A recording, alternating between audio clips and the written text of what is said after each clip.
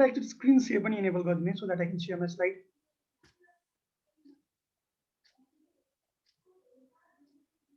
All right, sir. हजुर अब co-host होइदिन्छ. So you may do as you please. Well, hello everyone. My name is Ashrita Acharya and I serve as the president of Society of Nepali Women in Economics. I'm a final year master's student currently in the United States, and I also am an intern for the Center for Economic Policy at the Institute for Integrated Development Studies. I'm so humbled to welcome you all to our third and last session of Sunwi's first ever series on investment literacy program catering to Nepali women. We're so proud and happy to be providing this opportunity. This partnership with Prabhu Capital came by as a deliberative effort to match the increased interest and excitement surrounding the Nepali stock market, thanks to the pandemic and other global phenomena. Thank you so much, Abiral sir, for representing Prabhu Capital today. Thank you also to all the participants for attending this session. And I hope you all get, maybe today I should say, 3 steps closer to your investment goals with our third session. Thank you to my team and Prabhu Capital once again for making this crucial event possible. So today's presenter, Mr. Abiral Nepal, has a background in business administration, management, banking, and insurance. He has been affiliated with companies like JP Morgan Chase in the past and as a consultant, and has played key roles in other finance and banking, retail, and venture capital businesses. Thank you so much for your time, Abiral sir. Once again, it was nice talking to you thus far, and we look forward to your session. Thank you so much. So, म screen share गर्न नै सुरु गर्छु है त. Yes.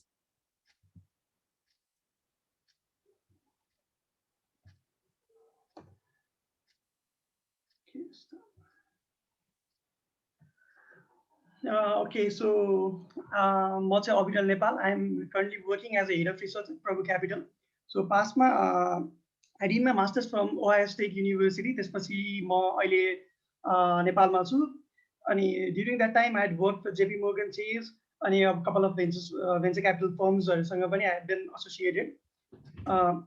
So आजको हाम्रो main agenda भनेको फ्याक्टर अफेक्टिङ स्टक प्राइसेस हो. स्टक प्राइसेस जुन अब प्राइस मोमेन्टहरु हामीले देख्छौं, कम्पनीजहरुको भ्यालुएसन्सहरु हेर्दाखेरि सबै जुन मोमेन्ट देख्छौं त्यो चाहिँ कसरी अकर हुँदो रहेछ त. सपोज एउटा स्टकको प्राइस 100 बाट 200 जान्छ वा 100 बाट 50 जान्छ भने रिजन्स के हो त, अनि हामीले त्यो डिटरमाइन गर्न के चाहिँ हेर्नु पर्दो रहेछ त भन्ने कुराहरुमा चाहिँ will be discussing today. So let's start with the introduction हैन. अब currently I'm working at Prabhu Capital. So Prabhu Capital is 2009 मा found भएको थियो by Prabhu Banks and other few major institutions. And currently it is the largest investment bank in Nepal with an AUM of more than 130 crores. So major service that we provide currently are portfolio management service, issue management, depository management, capital restructuring, underwriting, and RTS. So you service are provide, but especially in this last few months, we have been able to grow exponentially. Currently, we have like 60-70 of PMS, portfolio management service we handle. अनि अहिलेको यो 4 to 5 मन्थमा जस्तै अब हाम्रो PMS लिनु भएको क्लाइन्टलाई up to 100% return हामीले जेनेरेट गरेको छौं. Within a short period of टाइममा चाहिँ 100% रिटर्न सम्म जेनेरेट गरेको छौं. अब जो भर्खरै आउनु भएको छ उहाँहरुको क्लाइन्टको पनि हामीले के गरेका छौं भने अराउन्ड 40 to 50% रिटर्न जेनेरेट भइसकेको छ. सो हाम्रो प्राइमरी फोकस चाहिँ पोर्टफोलियो म्यानेजमेन्ट सर्भिसमै नै छ. सो बेसिक इन्ट्रोडक्सन चाहिँ हाम्रो प्रभु क्यापिटलको सो यही नै हो हैन. सो आजको हाम्रो एजेन्डा भनौं वा आजको हाम्रो मेन टपिक अफ डिस्कसन्स भनौं भने यो चाहिँ के छ भने factor affecting stock prices. So अब हजुरहरुलाई यो पिरियडमा during this time if you have any questions हैन बिचमा इन्टरप्ट गर्न सक्नुहुन्छ. when one slide finishes and अर्को स्लाइडमा जानु भन्दा अगाडि तपाईहरुलाई के क्वेशन छ भने you can ask me and I'll be answering to your questions हैन. अनि यो meanwhile यो टाइममा म तपाईहरुलाई के छ भनेर पनि यसरी पनि भन्छु. प्लस कुनै टाइममा I have to show you the data. त्यो डेटा देखाउन पर्ने टाइममा I'll be showing you the data as well. So stock प्राइसको चाहिँ तपाईहरुले के गर्नुपर्छ भने अफेक्ट गर्ने कुरा भनेको एउटा मात्र हुँदैन. जस्तै कम्पनीको इडियोसिन्क्रेटिक फ्याक्टर्सहरु मात्र हुँदैन कि, but there are other factors too हैन that affect the stock prices. जस्तै ब्रोडर पर्सपेक्टमा हेर्नुहुन्छ भने इकोनोमी भयो. इकोनोमीमा के भइराछ त, त्यो कुराले पनि स्टक प्राइसलाई एकदमै ठुलो इम्प्याक्ट गर्ने भयो। जस्तै अब लिक्विडिटीको कुरा गर्नुहुन्छ भने मार्केटमा अभाइलेबल क्रेडिट फेसिलिटिजहरू भयो, मार्केटमा करेन्टली चलिरहेको इन्ट्रेस्ट रेट्सहरू भयो, ब्याङ्कसँग लेन्ड गर्ने क्यापेसिटी भयो, which can be determined through CCD ratios and all होइन। यो कुराहरूले गर्दा पनि स्टक प्राइसेसमा चाहिँ एकदमै इम्प्याक्ट गर्छ क्या। अनि I will be showing you होइन यो टाइम पिरियडमा कसरी स्टक प्राइस होइन यही कुराहरूले इम्प्याक्ट गरेको थियो भनेर पनि I will be showing you होइन। So liquidity analysis another important factor. त्यसपछि जब तपाईँले ब्रोडर कुराहरू हेर्नुहुन्छ जस्तै इकोनोमिक र लिक्विडिटी हेरिसकेपछि you have to come to the fundamental analysis. कम्पनीले के गरिरहेछ त, हिस्टोरिकल्ली उसको रिटर्न्स के छ, अहिलेसम्म उसले कतिको रिटर्न जेनेरेट गर्यो, कतिको डिभिडेन्ड दिन सक्ने स्थितिमा छ, वा यदि कुनै कम्पनीले डिभिडेन्ड दिएको छैन भने पनि भोलि उसले गएर उसको फ्युचर प्रस्पेक्ट के छ त, उसको म्यानेजमेन्ट टिम कस्तो छ त, उसको बिजनेस मोडल के छ त, अनि भोलि उसले कति रुपियाँसम्म कमाएर हजुरलाई कति डिभिडेन्ड दिन सक्छ त भन्ने कुराहरू पनि एनालिसिस गरेर यु क्यान डिटरमाइन होइन weather a company is over valued under valued भनेर त्यसरी पनि यु क्यान डिटरमाइन। सो यसो गरेर के हुन्छ भने इकोनोमिक एनालिसिस गर्नुभयो, त्यसपछि लिक्विडिटी एनालिसिस गर्नुभयो, त्यसपछि फन्डामेन्टल एनालिसिस गर्नुभयो, त्यसपछि you'll be going to the price movement. Suppose कुनै स्टक किन्ने बेला you just want to buy that stock in a precise rate, जस्तै you will be looking at various technical indicators, you will be looking at the momentum of the stock होइन। अनि यो चाहिँ अहिले किन्नु ठिक कि otherwise despite being over valued वा under valued I can buy the stock 3 months later in the same rate भन्ने कुराहरू चाहिँ you will be determining that to the price movement होइन। अनि यो सब गरिसकेपछि last thing and the most important thing चाहिँ मलाई के लाग्छ भने रिभ्यू गर्नु। So you have to review होइन, जस्तै एभ्री स्टेपमा यु हेभ यु अजम्सन्स। जस्तै इकोनोमिक एनालिसिस भने यो रेसियो यतिसम्म पुगेको छ वा इम्पोर्ट एक्सपोर्टको ग्याप अहिले यति छ, इट विल रिच यो लेभलसम्म यो पिरियड अफ टाइममा भन्ने इकोनोमिकमा नि युल बी अज्युमिङ, लिक्विडिटीमा नि युल बी अज्युमिङ, फन्डामेन्टल नि युल बी अज्युमिङ जस्तै ग्रोथ रेटहरू भयो, अनि तपाईँको व्याक वेटेड एभरेज कस्ट अफ क्यापिटलहरू भन्छ व्याकहरू युल बी क्यालकुलेटिङ, त्यसपछि लङ टर्म ग्रोथ रेट त यु हेभ टु अज्युम होइन। यस्तो यस्तो कुराहरू जस्तै डिसिएफहरू बनाउँदा you'll be assuming a lot of things होइन। अनि यस्तो यस्तो कुराहरू गरेपछि प्राइस मुभमेन्टमा पनि यो अगेन अज्युम कि योभन्दा मुनि जान्छ कि जाँदैन वा योभन्दा माथि जान्छ कि जाँदैन भन्ने कुरो। सो सबै अजम्सन मिलाएर you'll be making a investment decision. Last thing that you have to do is होइन रिभ्यू गर्नु पऱ्यो। जस्तै मैले यो रिजनले आई बट द स्टक होइन, सो वेदर मेरो रिजन स्टक इन्क्रिज भयो पनि डिक्रिज भयो नि होइन, वेदर मेरो रिजनले गरेर चाहिँ होइन मेरो रिजन वाज एक्युरेट कि नाइ, मैले जुन फोकस गर्ने मेरो रिजनले नै सपोज 100बाट 150 नै स्टकको प्राइस पुग्यो भने पनि 150 पुग्दाखेरि मेरो रिजन चाहिँ भ्यालिड थियो कि थिएन, त्यो भनेको सबसे इम्पोर्टेन्ट कुरा हो। किन यसले चाहिँ के गर्छ भने लर्निङ अपर्च्युनिटी दिन्छ कि, लर्निङ ग्रोथ दिन्छ। आज रिजन रङ होला, भोलि रिजन रङ होला, पछिबाट युल बी स्टार्ट अझै मोर एक्युरेट हुँदै हुँदै हुँदै जान्छ होइन। अनि त्यसपछि you'll be better at predicting the stock prices भनेर भन्छु क्या म। सो बेसिकली यो 5वटा कुरामा होइन everything you can sum it up होइन। जस्तै there are other factors too होइन, तर ब्रोडर सेन्समा हेर्ने हो भने यो 5वटा कुराहरू हेर्नुभयो भने you will be mastering the factors affecting stock prices भनेर चाहिँ आई क्यान टेल। सो अब यसपछि लेट्स गो होइन इकोनोमिक एनालिसिसको बेसिकमा जाऊँ होइन। अब फर्स्ट थिङ त हामीले के भन्यो भने इकोनोमिक एनालिसिस गर्नु पऱ्यो, that lies in the top of the table भनौँ। फर्स्टमा you have to start with how the broader economy is performing भन्ने कुरामा चाहिँ you have to start from that point होइन। जस्तै अब इकोनोमिक एनालिसिसको कुरा हेर्ने हो भने it is the study of broader economic indicators and sentiments and reflecting its implication on the movement of stock price market। अब हाम्रो मेजर कन्सर्न भनेको के चाहिँ स्टक मार्केटकै मुभमेन्ट छ नि त। सो इकोनोमिक एनालिसिसलाई पनि मैले कहाँ ढाल्न खोजिरहेको छु भने स्टक मार्केटकै प्राइस मुभमेन्टमै मैले ढाल्न खोजिरहेको छु क्या। जस्तै यहाँ मैले जम्मा 2टा ग्राफ लिएको छु होइन, जस्तै इम्पोर्ट टु एक्सपोर्ट र रेमिट्यान्सको ग्राफ लिएको छु क्या। So you can see that होइन इम्पोर्ट टु एक्सपोर्टको रेसियो भनेको, इम्पोर्ट टु एक्सपोर्ट भनेको के भने इम्पोर्ट रेसियो, इम्पोर्ट जुन हाम्रो नेपालमा इम्पोर्ट हुन्छ त्यो चाहिँ एक्सपोर्टभन्दा कति टाइम्सले चाहिँ बिग्छ भनेको, त्यो ग्याप चाहिँ कति धेरै छ भन्ने कुरा यसैबाट यु नो होइन। जस्तै श्रावणमा के थियो भने जस्तै लकडाउन पछि हामी आउँदाखेरि नेपालको सबसे मेजर इम्पोर्ट हुने गुड भनेको पेट्रोलियम प्रडक्ट हो। सो त्यो टाइममा पेट्रोलियमको कन्जम्सन लकडाउनले गर्दा त अलमोस्ट एकदमै बटममा आइसकेको थियो। त्यसले गर्दा हाम्रो इम्पोर्ट टु एक्सपोर्टको रेसियो लाइक 8.5 को रेन्जमा होइन 8 को रेन्जमा आइसकेको थियो। त्यसपछि अगेन लकडाउन खुल्दै गयो अनि अगेन इम्पोर्ट्स ले फेरि क्याचअप गर्दै गयो होइन, इम्पोर्टले फेरि क्याचअप गर्दै गर्दै गर्दै गर्दै जाँदा फेरि के भयो भने अहिले रेसियो स्ट्यान्ड्स अबोभ 10.5। अब यसले के सो गर्छ भने पैसा त देशबाट बाहिर गइरहेछ भन्ने कुरा सो गर्छ नि त। सो यो ग्यापलाई चाहिँ फुलफिल केले गरिरहेछ भन्ने कुरा हेर्दाखेरि चाहिँ यु क्यान सी द्याट मुनि आएको ग्राफ छ रेमिट्यान्सको ग्राफ चाहिँ। रेमिट्यान्सको यो चाहिँ मन्थ अन मन्थ डेटा हो, मन्थ अन मन्थ हाम्रोमा कति चाहिँ रेमिट्यान्स आइरहेछ भन्ने कुरा हो। जस्तै यो लकडाउनको टाइममा हेर्ने हो भने रेमिट्यान्स हाम्रो अलिकति पिकमा थियो, किनभने बाहिरबाट अलिकति पैसा आउने पनि एकदम पिकमा थियो। त्यसले गर्दा पनि मार्केटमा अलिकति एक्सेस लिक्विडिटी क्रिएट गरिरहेको थियो। अनि इट वाज क्वाइट इजियर त्यो पोइन्ट अफ टाइममा मार्केटको कन्डिसन्सहरू हेर्ने हो भने पनि होइन। तर जब के अरे यो खुल्दै गयो, अब के भयो भने द मनी यु निड त्यो बढ्यो, तर सप्लाई जुन रेमिट्यान्सको थ्रुबाट आउने पैसा छ त्यो चाहिँ अब it has been relatively constant नै भनेर I will be saying that होइन। जस्तै यही कुरालाई I will be showing through you अरू डाटाबाट पनि आई क्यान सो। जस्तै वी क्यान सी अनि यहाँ यो स्क्रिन आइरहेछ नि है तथ्याङ्कको? आइरहेको छैन सर, हजुरको पावर पोइन्ट मात्रै प्रेजेन्ट भइरहेछ। पावर पोइन्ट मात्रै भइरहेछ है, आई विल स्विच यतातिर। हस्।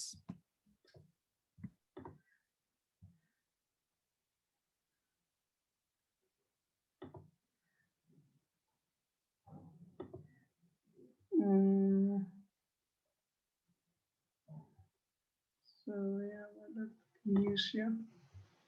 Okay. अब आयो? I know, sir, it's the same thing. Maybe you should undo it and then redo the entire screen. अब आयो होइन? हजुर हजुर हजुर। जस्तै अब यही अब जस्तै अब इकोनोमिकको कुरा गऱ्यौँ, जस्तै इम्पोर्ट एक्सपोर्टको हामीले कुरा गऱ्यौँ नि होइन, त्यसमा पनि के देखिन्छ भने जस्तै हाम्रो अब यो चाहिँ अब डेटालाई अब अलिकति लङ पिरियड टाइममा चाहिँ अर्गनाइज गरेको छ कि। जस्तै यहाँ हेर्ने हो भने you can see few things होइन, एक्सपोर्ट भयो, इम्पोर्टको ऊहरू भयो, एकैछिन मलाई मिनिमाइज गरिहाल्छ। अनि जस्तै इम्पोर्ट टु एक्सपोर्टको रेसियो अघि हामीले कुरा जुन गरेको थियौँ नि, चैतको टाइममा इट वाज 15.20 है। लकडाउन पछि होइन इट डिक्रिज टु लाइक 8.75 सम्म डिक्रिज भएको थियो नि त।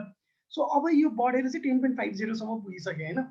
सो हाम्रो अजम्सन चाहिँ के छ भने like within a 6 month period वा 7 मन्थ पिरियडको टाइममा चाहिँ इट विल रिच अराउन्ड 14 को लेभल, क्या पहिलाकै लेभलमा पुग्छ भन्ने छ। सो यो जुन 10.50 को टाइमसम्म रहने टाइमहरू छ नि, यो टाइममा के थाहा हुन्छ भने मार्केटमा चाहिँ अझै लिक्विडिटी आउन सक्ने चाहिँ चान्स एक्सेस छ है, मार्केटमा चाहिँ क्यास आउन सक्ने चान्सेसहरू चाहिँ अझै एक्सेस छ है भन्ने कुराहरू चाहिँ हुन्छ क्या। जस्तै जबसम्म यो रेसियोजहरू लोवर साइडमा हुन्छ नि तबसम्म मार्केट विल ग्रो भन्न चाहिँ यु क्यान क्रिएट वान अजम्सन कि। यही कुरा तिमी अब फरेन एक्सचेन्ज रिजर्भमा पनि हेर्न सक्छौ। जस्तै फरेन एक्सचेन्ज रिजर्भ भनेको चाहिँ यसरी बुझ्छ कि आजबाट हाम्रो सबै सोर्स अफ इन्कम पनि बन्द हुने हो भने होइन कति महिनासम्म चाहिँ हामीले इम्पोर्ट धान्न सक्छ भन्ने कुराहरू हो कि। अब हामी के थियौँ भने जस्तै श्रावणको टाइममा यो बटम भएको टाइममा होइन लगभग हामीसँग 17 मन्थ्सको होइन लगभग 15 मन्थ्सको मर्चेन्डाइज एन्ड सर्भिस धान्न सक्ने हामीसँग त्यति फन्ड थियो क्या, त्यति रिजर्भ थियो फरेन एक्सचेन्जमा, त्यति रिजर्भ थियो।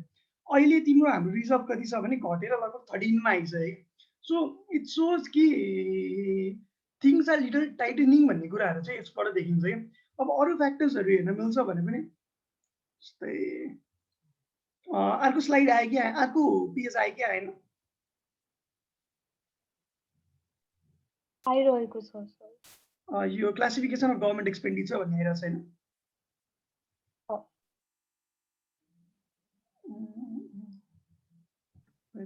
हो सर।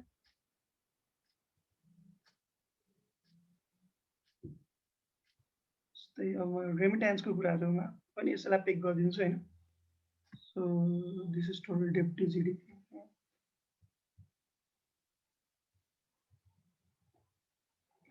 जस्तै रेमिट्यान्सको ग्रोथको कुराहरू हेर्ने भने पनि होइन ग्रोथ रेट चाहिँ के थियो भने जस्तै लेट्स गो फर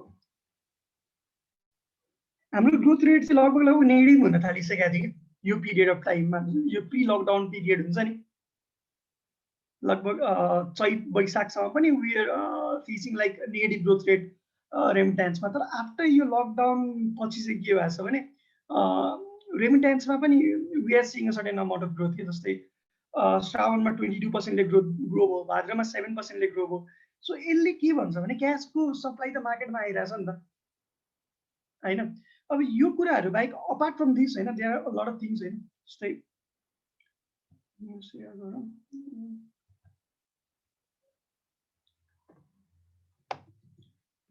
जस्तै अरू पनि कुराहरू कस्तो हुन्छ नि इकोनोमिकमा जस्तै तिमीले हेर्नुपर्ने भनेको जिडिपी ग्रोथ रेट के छ, जिडिपी ग्रोथ के छ, लोन टु जिडिपी के छ, रेमिटेन्सको ग्रोथ रेट त हामीले एरिया हेर्ने। अब नेपाल जस्तो कन्ट्रीमा टुरिस्टको अराइभल के छ त होइन, number of tourist arriving to our country त्यो पनि हेर्नुपर्छ।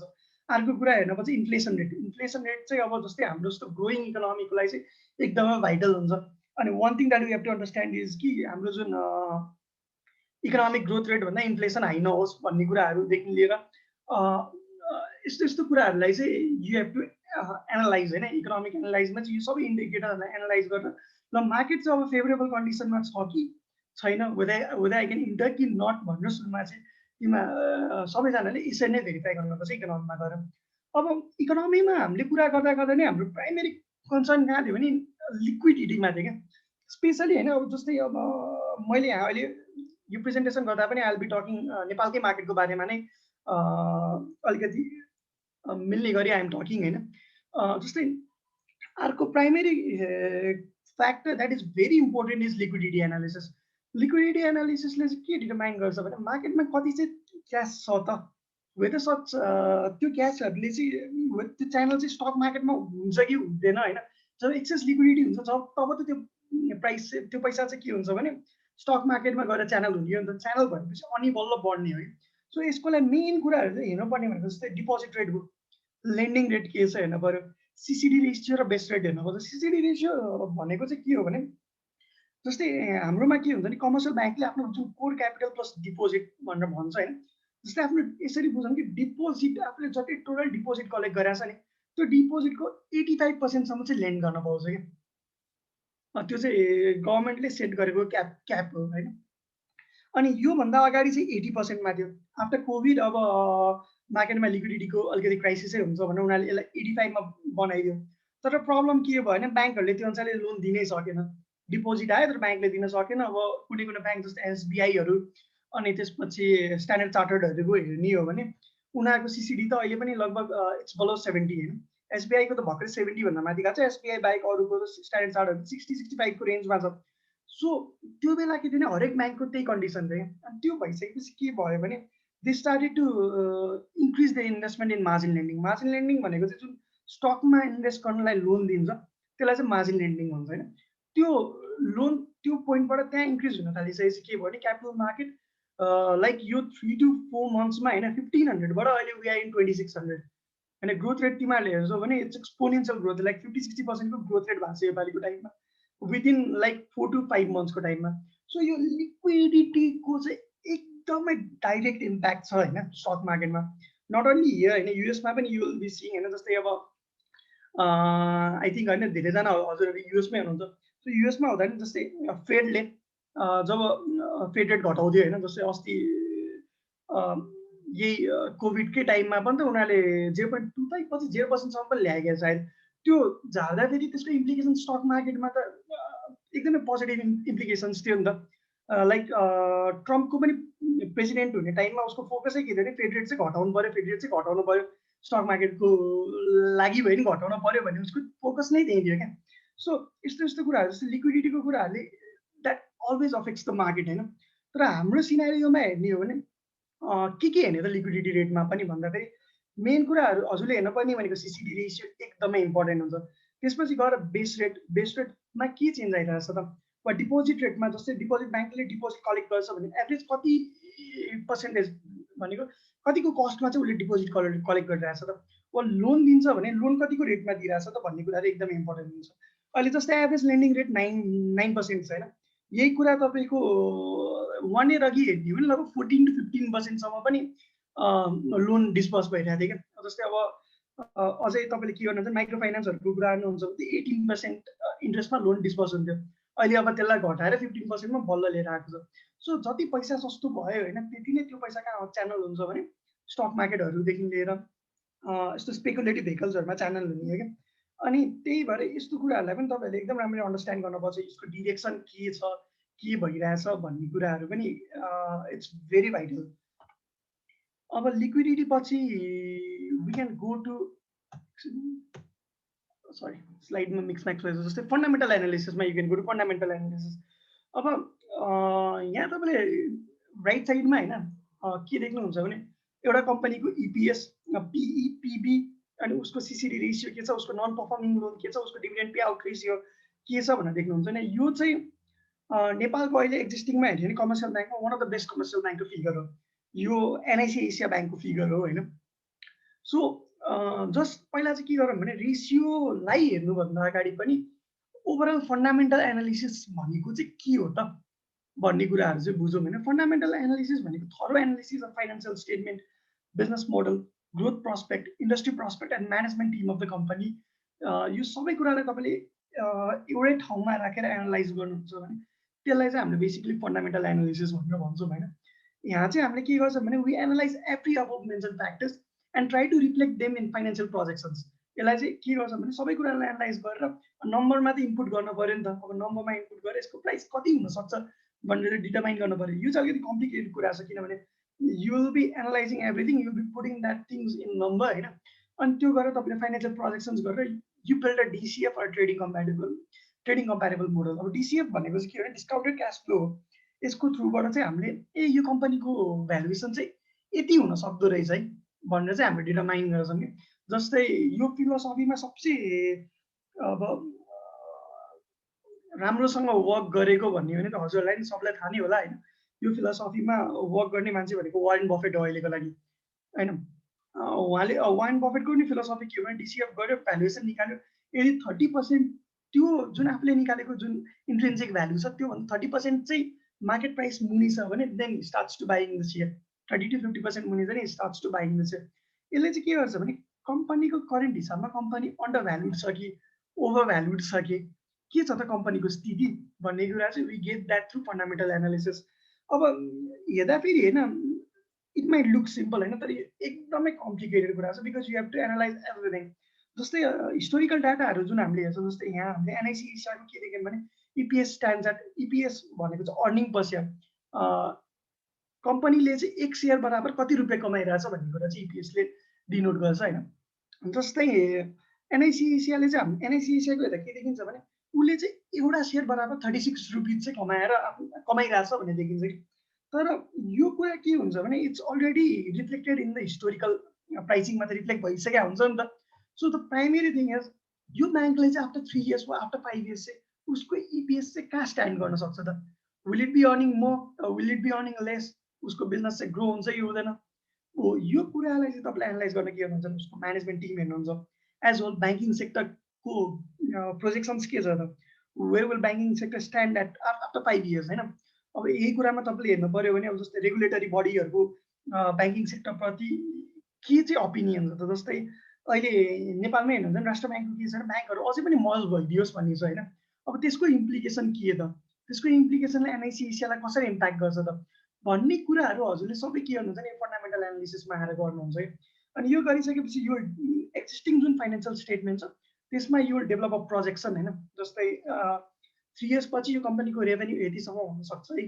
भन्ने हिसाबले तपाईँले त्यो सबै गरेर अनि you will determine a value अनि अहिले एक्जिस्टिङ रेसियोजहरूले मात्रै पनि यु क्यान सी द्याट होइन यो कम्पनी चाहिँ कुन ठाउँमा छ है उसको पर्फर्मेन्स चाहिँ बेटर छ कि छैन आफ्नो पियरहरू भन्दा भन्ने कुराहरू तपाईँले देख्न सक्नुहुन्छ किनभने मैले एनआइसी एसिया देखाउनुको रिजन पनि मेन के हो भने पियर कम्पनीसँग पनि राम्रो एनालिसिस होस् भनेर जस्तै यु क्यान सी द्याट उसको इपिएस स्ट्यान्ड्स अफ 36 होइन एनपिएल भनेको नन पर्फर्मिङ लोन उसले जति पनि लोन प्रोभाइड गरेको छ त्यो चाहिँ डिफल्ट हुने लोनहरू कति छ त भनेर हेर्दाखेरि चाहिँ उसको अलमोस्ट जेरो होइन उसको कस्टमरहरू प्रायः सबैले पे ब्याक गरि नै रहेछ अब उसको सिसिडी रेसियो भनेको 76 छ जस्तो अहिले हामी सिसिडी रेसियोको कुरा हेरेको थियौँ यो चाहिँ 76 छ भोलि 85सम्म जान सक्छ क्या भनेपछि उसँग ग्रोथको नि प्रस्पेक्ट छ त्यहाँ पनि अनि अर्को उसले के गर्छ भने जति कमाउँछ त्यसको लगभग 62% चाहिँ उसले डिभिडेन्डमै पे गर्दो रहेछ क्या भनेपछि the company is providing return to you भन्ने कुरा नि यु क्यान अन्डरस्ट्यान्ड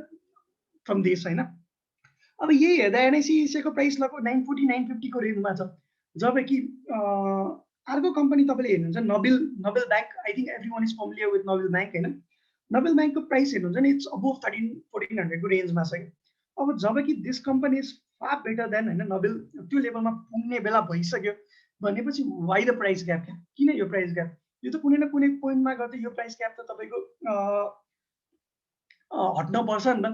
सो त्यो हट्न पर्दा फेरि यो बुल मार्केटमा यु क्यान अज्युम कि होइन एनआइसिएसी अहिले यो छ, यो पनि नोबेलको प्राइस रेन्जमा पुग्यो भने 12 to 1300 पुग्न सक्छ है भन्ने एउटा अजम्सन यु क्यान क्रिएट ओभर दिए क्या। पिएफ फर्मसँग पनि फन्डामेन्टल कम्पेयर गरेर त्यसरी पनि गर्न सकिन्छ। सो फन्डामेन्टल एनालिसिसको डाइरेक्ट इम्प्लिकेसन्स भनेको चाहिँ यिनीहरू नै हो मार्केटमा होइन। फन्डामेन्टल पछि अब हामी जान सक्छौँ जस्तै मोमेन्टम एनालिसिसमा जान सक्छौँ कि मोमेन्टम एनालिसिसमा चाहिँ बेसिकली के हुन्छ भने ओके यु फिगर्ड आउट होइन economy is right, liquidity condition is right, त्यसपछि एउटा कम्पनीको फन्डामेन्टल इट्स भेरी सलिड होइन, त्यो कम्पनी अन्डर भ्यालुड हो भनेर पनि तपाईँले डिटरमाइन गर्नुभयो।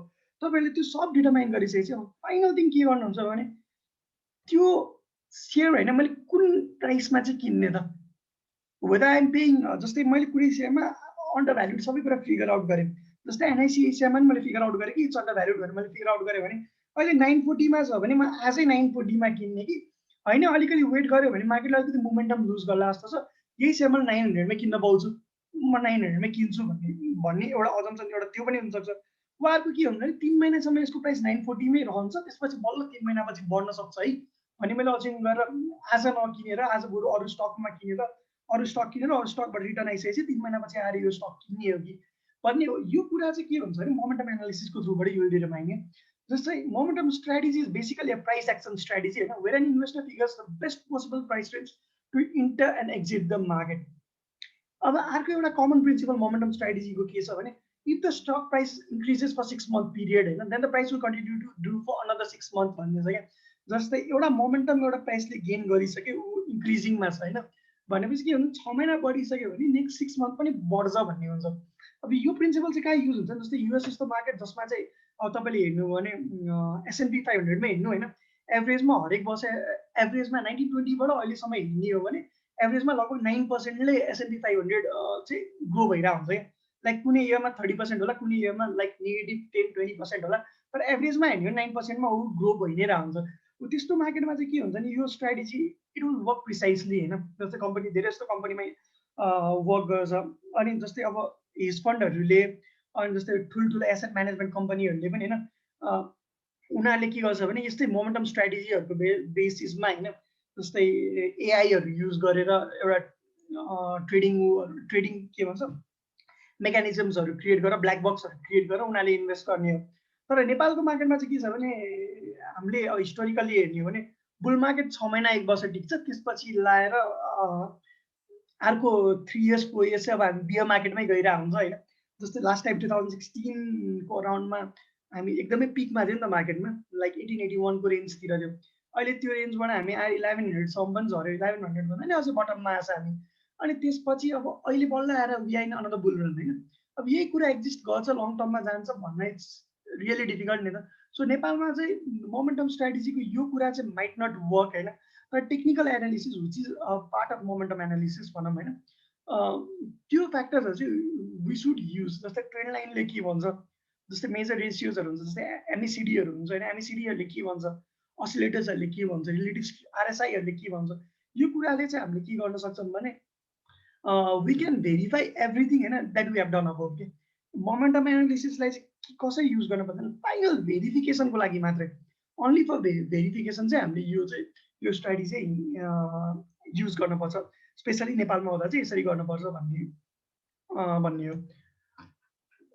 त्यसपछि the last thing and the most important thing जस्तै अघि पनि मैले भने सबसे इम्पोर्टेन्ट थिङ भनेको चाहिँ के भन्छ रिभ्यू हुन्छ क्या। जस्तै हामीले सबै कुरा गऱ्यौँ अब इकोनोमिकको एनालिसिस गऱ्यौँ, त्यसपछि आएर हामीले फेरि लिक्विडिटीको गऱ्यौँ, फेरि फन्डामेन्टल गऱ्यौँ, मोमेन्टम गऱ्यौँ, सबै गरेर okay this stock is the perfect stock भनेर आजको दिनमा let's say we bought NICA होइन एनआइसिए ब्याङ्क हामीले को स्टक हामीले किन्यौँ। त्यो किनिसकेपछि पनि अब के हुन्छ भने लाइक 3 months पछिको पिरियडमा 6 month को पिरियड पछिसम्ममा यो प्राइस चाहिँ यहाँसम्म पुग्छ भन्ने हाम्रो टार्गेट हुन्छ नि त। लाइक मेबी 1 year होला सर्टेन ड्युरेसनमा यहाँसम्म पुग्छ भन्ने टार्गेट हुन्छ। ल मान्नुहोस् त्यो पुग्यो हैन वा पुगेन भने तपाईले के गर्नु पर्यो भने सुरुमा you have to sort it out why did I buy this stock भन्ने कुराहरू यो 4वटा रिजनलाई मा क्लासिफाई गरी you have to sort it out त्यसपछि वाज माई रिजन राइट बढे पनि नबढे पनि हैन मैले जुन थट प्रोसेसबाट मैले सोचेछु हैन त्यो रिजन चाहिँ राइट भयो कि नाइ भन्ने कुरा चाहिँ यु हेभ टु क्लेरिफाई योurself कि अब हामी के हुन्छ भने सपोज 1000 बाट 1500 पुग्यो ए मैले इन्भेस्टमेन्ट डिसिजन लिए मैले पैसा कमाएँ द्याट्स भेरी गुड भन्ने हुन्छ तर राइट हुँदा पनि के हुन्छ नि you will be missing many रिजन्सहरू क्या हो त्यो रिजन चाहिँ केलाउन सकियो भने के हुन्छ नेक्स्ट टाइम तिमीले एउटा स्टक वा एउटा फर्स्ट टाइम पोर्टफोलियो सेट गर्दाखेरि पो यु अर्न तर रिजन तिमीले केलाउन सक्यो भने तिमीहरूले तपाईँहरूले रिजन केलाउन सक्नुभयो भने के हुन्छ भने यही कुरा अर्कोचोटि फेरि नयाँ पोर्टफोलियो रिस्ट्रक्चर गर्दा वा नयाँ स्टकमा इन्भेस्ट गर्दाखेरि होइन you already have learn a lot of things कि अब के चाहिँ इन्कर्पोरेट गर्ने त म कहाँ कहाँ रङ भएको थिएँ त भन्ने कुराहरू चाहिँ युल बी इन्कर्पोरेटिङ त्यो कुराले गर्दाखेरि के हुन्छ भने इन्भेस्टमेन्ट डिसिजन चाहिँ अझै एक्युरेट हुँदै हुँदै हुँदै जान्छ कि यो चाहिँ आज मैले ट्रेडिङ सिकेँ आजबाट म पर्फेक्ट हुन्छु भन्ने कुरा होइन होइन यो त it takes years to be perfect त पोसिबल छैन नै भन्छु म होइन र it takes years to be somewhere close near perfect भनेर भन्छु क्या त्यसपछि रिजन सबसे इम्पोर्टेन्ट चाहिँ इन्क्विजिटिभनेस नै हो आफ्नो होइन रिजन चाहिँ पत्ता लगाउनु चाहिँ सबसे इम्पोर्टेन्ट कुरा हो क्या अनि अझै म के भन्छु नि you be learning nothing from होइन बिङ राइट क्या जब युल बी रङ नि होइन where did I went wrong भन्ने कुरा त्यो चाहिँ जति तपाईँले रिसर्च गरेर जानुभयो नि होइन त्यति you'll be doing far better than other peoples क्या अनि त्यस्तै गर्दै गर्दै गएर अब where did I went wrong भन्ने कुराहरू you have to figure it out होइन अनि मेरो मिस्टेकबाट चाहिँ मैले कसरी लर्न गर्ने त मेरो लर्निङ कर्भ के हो अब यहाँ भन्ने कुराहरू फिगर आउट गर्दै you have to learn from your mistakes होइन अनि यति गरिसकेपछि के हुन्छ भने जब अर्को पोर्टफोलियो बनाउनुहुन्छ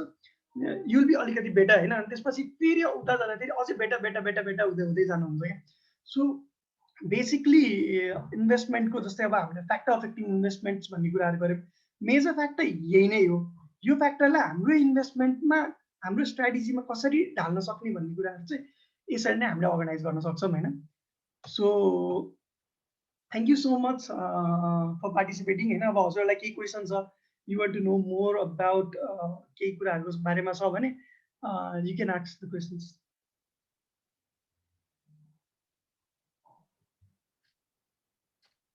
Thank you, sir. Does anyone have any questions for Abdul, sir?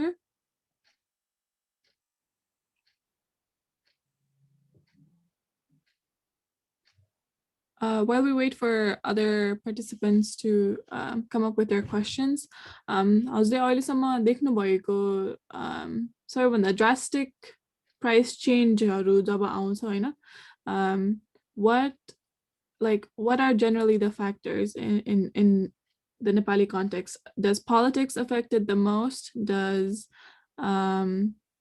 gold अथवा dollar सँगको peg affects it the most? Have you seen any consistent patterns? जस्तै तिमीले सोधेको अनुसारमा चाहिँ के छ भने पोलिटिकल फ्याक्टर भनेको जहिले पनि it's major for any country होइन जस्तै पहिला मैले के गर्थेँ जस्तै युएसकै कन्टेक्स्टमा हेर्ने हो भने पनि वा ब्रेक्जिटहरूको टाइममा हेर्ने हो भने पनि होइन त्यो इलेक्सनको अगाडि has to be always trading on gold किनभने गोल्डको प्राइस त त्यहाँबाट मुभ हुन्थ्यो नि त सो तर नेपालमा पनि त्यही कुरा हुन्छ कि जस्तो पोलिटिकल फ्याक्टर भनेको एभ्री वेमा एकदम इट्स इम्पोर्टेन्ट होइन नेपालमा नि अस्ति तिमीले याद गर्यो भने हाम्रोमा जस्तै संसद विघटन भएको थियो कि द्याट मिन्स तिम्रो पार्लियामेन्ट डिजल्भ भएको थियो होइन पार्लियामेन्ट डिजल्भ हुँदा फेरि त्यही दिन मार्केट लाइक 100 पोइन्ट्स भन्दा डाउन भएको थियो क्या मुनि डाउन भएको थियो अब यस्तो पोलिटिकल फ्याक्टरको डाइरेक्ट इम्प्लिकेसन चाहिँ हुन्छ जस्तै त गोल्डको कुरा गऱ्यो वा डलरको पेक कुरा गऱ्यो यिनीहरूको तिम्रो मार्केटमा कहिले पनि डाइरेक्ट इम्प्लिकेसन चाहिँ छैन किनभने हाम्रोमा त स्टक मार्केटमा बाहिरबाट पैसा आउनु मिल्ने त छैन नि त त्यो सिस्टम त अझै पनि ओपन गराएको छैन अनि हाम्रो ट्रेड रिलेसनदेखि लिएर सबै कुरा भन्छौँ भने मेजर इन्डियासँगै पेक्छ कि इन्डिया वा चाइनासँगै पेक्छ नि त त्यो भएको रिजनले गर्दाखेरि डलरको मुभमेन्ट वा माना फरेनमा के भइरहेछ युएसमा के भइरहेछ युएसको इकोनोमी वा इन्डियन इकोनोमी नै हेर्ने हो नि इन्डियन इकोनोमीको मुभमेन्ट्सहरूले चाहिँ खासै त्यस्तो धेरै इम्प्याक्ट गर्दैन अनि अर्को कुरो के छ भने हाम्रो जस्तै क्यापिटल मार्केटमा नि ब्याङ्किङ सेक्टरले चाहिँ डोमिनेट गरेको छ कि यु डोन्ट सी धेरै जस्तो म्यानुफ्याक्चरिङ कम्पनीजहरू अनि अरू टाइपको जुन प्रडक्सन ओरिएन्टेड कम्पनीजहरू छ अझै पनि आइसकेको छैन नि त त्यो हुँदाखेरि चाहिँ एक्सटर्नल फ्याक्टर्सहरूको जस्तै फरेन फ्याक्टर्सहरूको चेन्जेसले चाहिँ नेपाली मार्केटमा खासै त्यस्तो धेरै इम्प्याक्ट चाहिँ पार्दैन। अनि to answer your other question होइन, सबसे इम्पोर्टेन्ट फ्याक्टर चाहिँ म के भन्छु भने नेपालको मार्केटलाई सबसे इम्पोर्टेन्ट फ्याक्टर भनेको लिक्विडिटी नै हो। जुन हामीले सिसिडी रेसियोजहरूको कुराहरू गऱ्यौँ नि, ब्याङ्किङ लिक्विडिटीहरूको कुरा गऱ्यौँ, लिक्विडिटी नै सबसे इम्पोर्टेन्ट फ्याक्टर। अनि मलाई अर्को क्युरियस भएको क्वेसन चाहिँ, I don't know if any of our other instructors covered this or not, but I was wondering नेपालको like investor composition कस्तो छ? सबैजना नै नेपाली नै मात्रै भएको देखिन्छ कि? Are there any foreign players like Indian players? Are there any Chinese investors जो चाहिँ अलिक अग्रेसिभै भएर अपियर हुनुहुन्छ? हजुर यस्तो छ, जस्तै तपाईँलाई मैले अघि पनि यही कुरा इन्भल्भ गर्न खोज्दा थिएँ होइन, नेपालमा के छ भने नेपालको क्यापिटल मार्केटमा फरेन पैसा आउने व्यवस्थै छैन कि। There is no provision for foreign investor to invest in Nepalese market. त्यो हुँदाखेरि कन्सन्ट्रेसन 100% कहाँ रिलाइ गर्छ भने नेप्लिज इन्भेस्टरमै रिलाइ गर्छ कि। Is that a strategic move नेप्सेको तर्फबाट कि यो चाहिँ हाम्रो ड्रब्याक हो? अब अहिलेको लागि यस्तो हुन्छ, जस्तै ड्रब्याक पनि एउटा हिसाबमा भन्न मिल्छ होइन। अब एनआरएनहरूलाई बल्ल अब इन्भेस्टमेन्ट गर्ने अपर्च्युनिटी खोलाउनलाई पनि अब वे आउट निकाल्न ट्राई गरिरहेको छ होइन नेप्सेले पनि। तर के छ भने अहिलेसम्म तिमीले हेर्थ्यौ भने जस्तै 1 वर्ष अगाडिसम्म तिमीले अनलाइन ट्रेड पनि गर्न मिल्दैन थियो होइन। यु हेड टु कल यो ब्रोकर होइन, यो सेयर उठाइदियो भन्नु पर्थ्यो। अब कति केसेसमा त you had to go to your broker house to buy and sell the stock कि।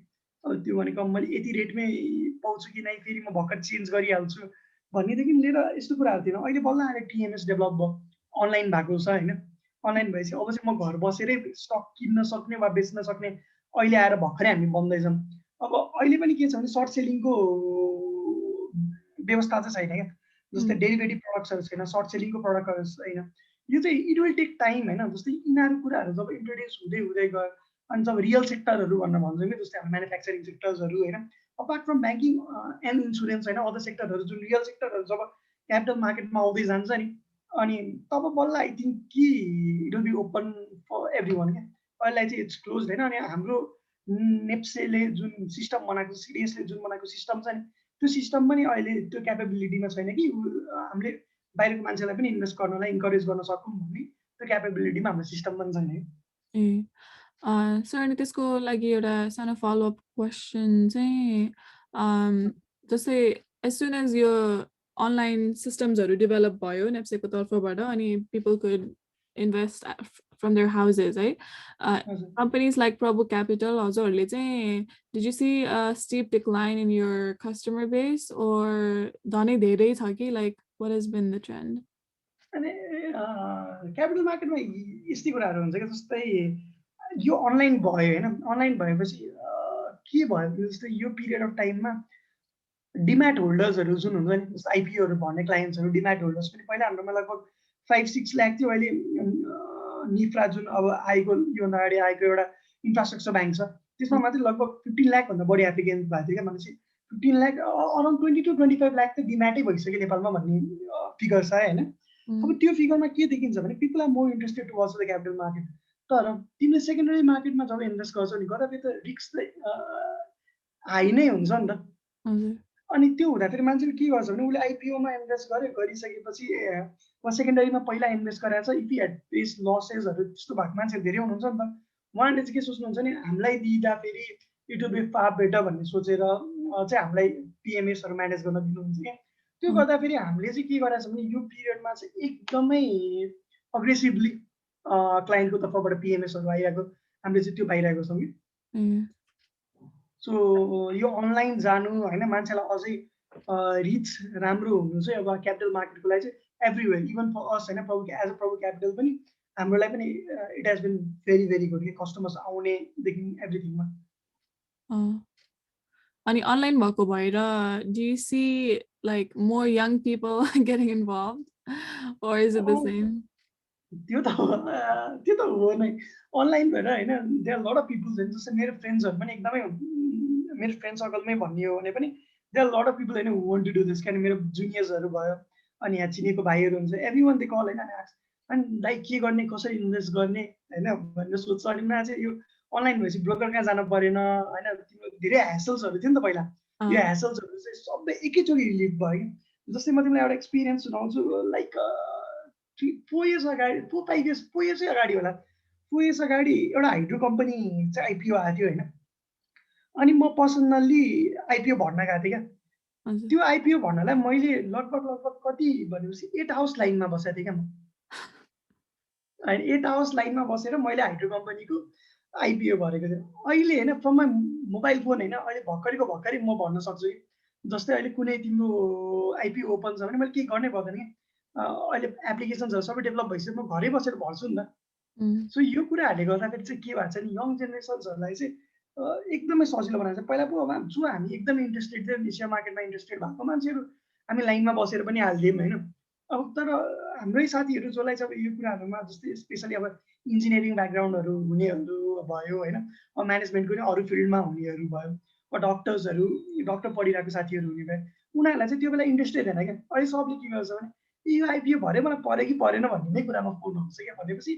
यो फ्याक्टर्सहरूले चाहिँ तिमीलाई के इम्प्याक्ट गरिरहेको छ जति पनि तिमी अनलाइन ओरिएन्टेड भयो नि त्यति नै बढी मान्छेहरू चाहिँ इङ्गेज भएर आइरहेको छ सो यो चाहिँ नेप्सेको लागि एउटा एकदमै बिग प्लस पोइन्ट भयो यो चाहिँ एकदमै बिग प्लस पोइन्ट हो अनि हामीले पनि के देखाएको छौँ भने यो पोइन्टबाट चाहिँ अब मार्केट चाहिँ ग्रो मात्रै हुनुपर्छ भन्ने हिसाबले देखाएको छौँ कि जस्तै अहिले तिम्रो ऊ आयो होइन जस्तै अनलाइन भयो अब छिटै सर्ट सेलिङको आउला त्यसपछि डेरिभेटिभ प्रडक्ट्सहरू आउला अनि अब बुक बिल्डिङको कन्सेप्ट पनि भर्खरै आएको छ नेपालमा होइन बुक बिल्डिङ भनेर चाहिँ कस्तो भने पहिला चाहिँ आइपिओ लगभग तिम्रो 100मै निकाल्न पर्थ्यो कि हजुर 100मा फेस भ्यालुमै आइपिओ निकाल्न पर्ने हुन्थ्यो युजली अब कुनै कम्पनीजलाई चाहिँ केसम्म प्रोभिजन थियो 3 टाइम्स बुक भ्यालुसम्म निकाल्ने प्रोभिजन्स थियो अहिले चाहिँ के गरेको छ भने बुक बिल्डिङको कन्सेप्ट आइसकेपछि you have to valuate the company होइन जस्तै मैले फन्डामेन्टल एनालिसिसहरू गरेँ मार्केट एनालिसिस गरेँ नि अनि डिसिएफहरूदेखि लिएर सबै क्यालकुलेट गरिसकेपछि अनि हामीले के गर्छौँ भने ल यो कम्पनी चाहिँ 100मा होइन let's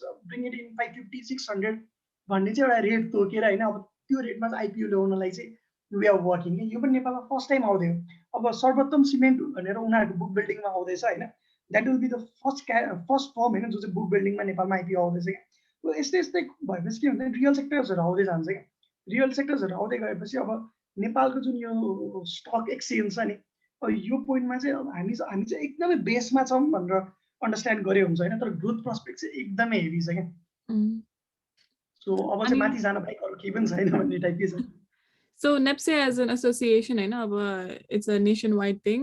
Or neighboring countries, any or benchmark countries, or but lessons or linear or I don't know if this is in your purview. Right?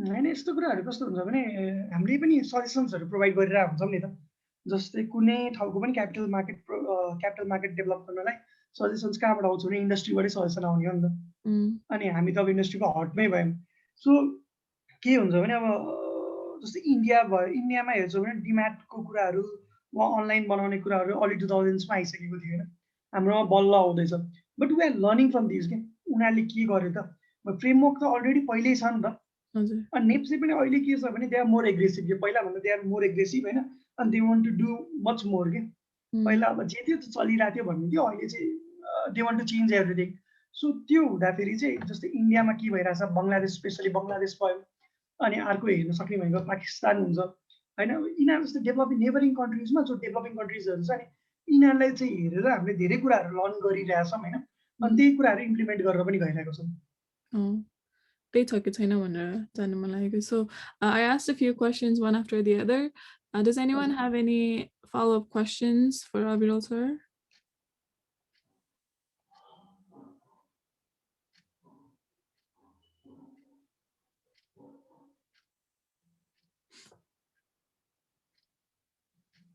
Okay. Questions nabhako khandama chai sir, thank you once again for being here today on a Saturday morning. Your time is very appreciated. It was nice talking with everyone, each and every one of you. हजुर So केही क्वेरिजहरू छ केही नयाँ कुराहरू पनि सिक्न मन लाग्यो भने I can provide you with my email address होइन you can email me over there होइन हामीले चाहिँ रेकर्डिङ सेसन्सहरू सबै पार्टिसिपेन्ट्सहरूलाई इमेल गर्ने गरेको छौँ after each session as soon as it's uploaded to YouTube so हजुरको इमेल पनि पठाइदिनलाई if you okay with it हामी फरवर्ड गरिदिन्छौँ हुन्छ हुन्छ thank you I'm gonna start